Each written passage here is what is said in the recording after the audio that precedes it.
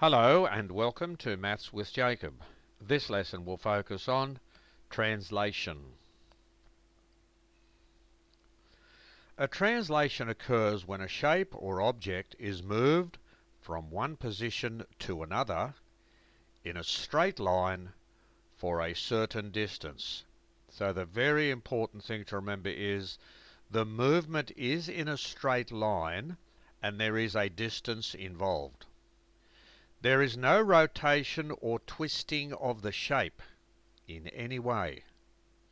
Finally, the shape does not change in size. Now here are some very basic examples.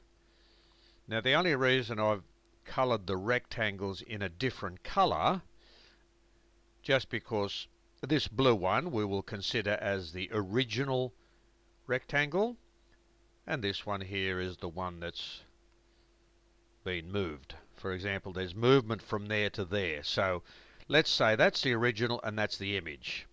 That's the only reason I put them in different colours. So this rectangle moves from there to there in a straight line for a certain distance, and the shape and size is the same. Similarly, we have the letter F moves from there to there. So if that's the original letter, and that is the image. A straight line for a certain distance. And here we have this odd shape. So the blue, there's the blue shape there. There's the red. So there's the original shape. That is the image. And we've moved a certain distance in a straight line.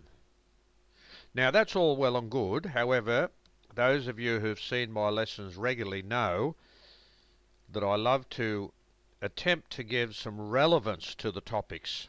That is, how do we use them in real life, or what are some examples in real life? So, with respect to translation, I've just got 4 very simple examples here you'll be able to relate to. For example, these aeroplanes are moving in a straight line. Their shape and size is the same. They're moving in a straight line for a distance. I'm sure some of you would have seen a table that is extendable. So if you take this top, for example, you can slide that backwards and forwards. Okay, so we're moving the top a certain distance.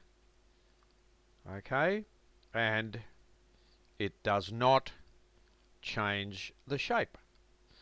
Here we have a plane, and we've got this rectangle. That could be a box. If we're looking at it sideways, that could be a box, and it's sliding down the plane. So there's an example of translation.